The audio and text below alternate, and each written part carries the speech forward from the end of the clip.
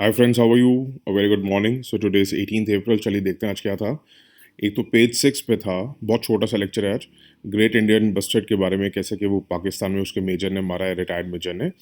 तो थोड़ा सा हमें ग्रेट इंडियन बस्टर्ड जो उस पर पॉइंट उसी में लिखा हुआ था। बेसिकली इसकी जो पॉपुलेशन है वो ज़्यादातर कॉन्सेंट्रेटेड राजस्थान में ही है, और वहाँ भी 100 से कम है, बट 95% पॉपुलेशन जो है इसकी वर्ल्ड में, वो सिर्फ और सिर्फ राजस्थान में मिलती है ग्रेट इंडियन बस्टर्ड की, और वो भी 100 से कम रह गई है। तो आप सोच सकते हैं कि कितना कम है ये। IUCN ने ग्रेट इंडियन बस्टर्ड को पहले तो एंडेंजर्ड कह रखा था, 2011 में इसको क्रिटिकली एंडेंजर्ड बोला है। वाइल्ड लाइफ प्रोटेक्शन लिस्ट में अपने ये शेड्यूल 1 में आता है।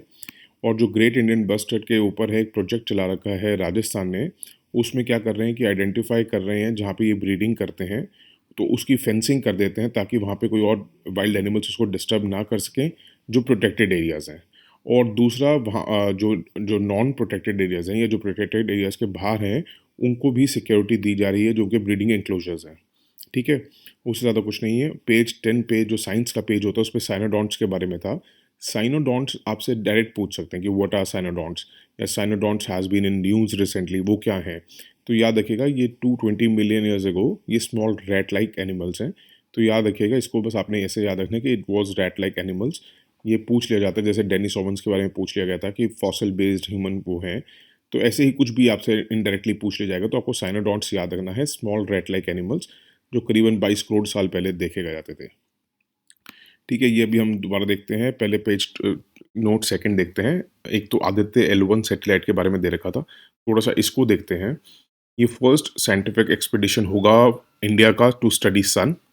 और इसको कहाँ रखा जाएगा स्पेस में? बेसिकली इंडिया, एक तो ऑब्जर्वेटरी सैटेलाइट्स होती हैं ना जो स्पेस में रखी जाती हैं, वैसे इसको स्पेस में रखा जाएगा। कौन से पॉइंट पे रखा जाएगा?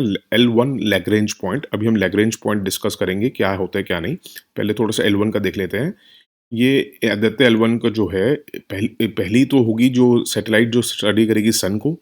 बट ये स्पेस बेस्ड एस्ट्रोनॉमी, मतलब स्पेस में अगर आपने कोई सैटेलाइट निकाली जो हमारी एस्ट्रोनॉमी पढ़े, हमारे सोलर सिस्टम को पढ़े, ऐसी ये सेकंड होगी। क्योंकि पहले ऐसी लॉन्च हो चुकी है एस्ट्रोसैट, जो 2015 में लॉन्च हुई थी, और ये सेकंड होगी। बट सन को स्टडी करने के लिए फर्स्ट होगी, ये कंफ्यूज मत होइएगा इसमें प्लीज़।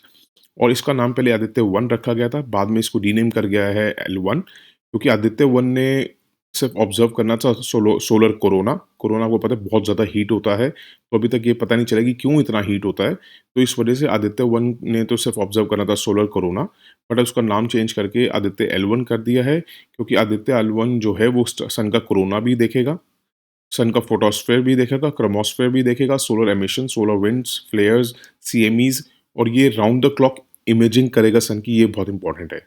इसको भेजा जाएगा PSLV से, ये याद रखिएगा। 7 पेलोड्स होंगे इसके बोर्ड में। लैग्रेंजे क्यों कहा जाता है? लैग्रेंजे बेसिकली इटालियन फ्रेंच साइंटिस्ट थे, मैथमेटिशियन साइंटिस्ट, जो भी कहना चाहें आप। तो उनके नाम पे रखे गए हैं ये पॉइंट्स। बेसिकली ये स्पेस में कुछ पॉइंट्स हैं, 1 2 3 4 5, जो अर्थ के और स्पेस सन के बीच में है। तो वहाँ पे क्या डिफरेंट पॉइंट्स पे डिफरेंट इफेक्ट पड़ता है सन और अर्थ की मिला के, अट्रैक्शन का और रिपल्शन का। ठीक है, तो एक जैसे फर्स्ट पॉइंट है, वहाँ पे ग्रेविटेशनल, हमारा और सन का जो ग्रेविटेशनल फोर्स है, उनका डिफरेंट इफेक्ट पड़ेगा। L2 पे अलग पड़ेगा, L3 पे अलग पड़ेगा।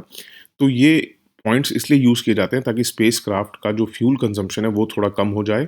और दूसरा क्या है कि सैटेलाइट जो लैग्रेंजे पॉइंट 1 पे रखी जाएगी, उसका एक मेजर एडवांटेज क्या है कि वो वहाँ से सन को व्यू कर सकते हैं विदाउट एनी एक्लिप्सेस। उसको कोई भी दिक्कत नहीं आएगी, विदाउट एनी ऑकुलेशन और एक्लिप्सेस वो सैटेलाइट ऑब्जर्व कर सकते हैं इजीली इस पॉइंट से, इसलिए इसको यहाँ रखा गया है।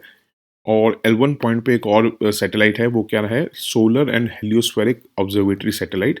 ये भी क्योंकि डायरेक्टली नहीं पूछ सकते, अगर कभी नहीं पूछेंगे तो मिला जुला के पूछ लेंगे, या उससे कनेक्टेड पॉइंट्स पूछ लेंगे कि क्या रिलेटेड है। तो वैसे ही उस पॉइंट पे solar and heliospheric observatory satellite भी रखी गई है। वो किसकी है? नासा और यूरोपियन स्पेस एजेंसी की कोलैबोरेशन है। L1 पॉइंट कितनी दूर है ये ज़रूरी हो जाता है। ये 1.5 मिलियन किलोमीटर है अर्थ से। दैट मीन्स आप ये देखिए, आपको पता होगा 1.5 का मतलब हो गया 15 लाख किलोमीटर, और हमसे करीबन सन जो है 150 करोड़ की दूरी पे है, या जो भी है, तो उसका 100th पार्ट हो गया ये।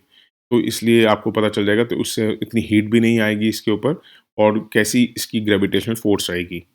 साथ साथ हमें ज़रूरी हो जाता है कि और कौन सी कंट्रीज़ हैं जिन्होंने ऐसे सिमिलर प्रोग्राम्स निकाले हैं। तो एक तो याद रखिएगा नासा का पार्कर सोलर प्रोब, नासा का लिविंग विद द स्टार और नासा का हीलियोस 2। ठीक है, इससे ज़्यादा आज कुछ नहीं था न्यूज़पेपर में, बहुत छोटा सा लेक्चर बना है, प्लीज़ इसको नोट्स बना लीजिएगा, कंफ्यूज मत हुइएगा कि फर्स्ट सैटेलाइट कौन सी है कौन सी नहीं। एस्ट्रोनॉमी बेस्ड सेकंड है, बट सोलर से बात करी जाए कि सन को जो ऑब्जर्व करेगी वैसी फर्स्ट है। उसके नीचे अगर हम ऑब्जर्वेटरी सैटेलाइट ऑब्जर्वेशन की बात करें कि स्टेशन कौन सा बनाया गया है, वो नैनीताल में है, जहाँ पे इसका ऑब्जर्वेशन सेंटर बनाया गया है। उससे ज़्यादा कुछ पढ़ने की ज़रूरत नहीं है। ठीक है, that's it for today. Thank you so much, have a good day, bye, take care.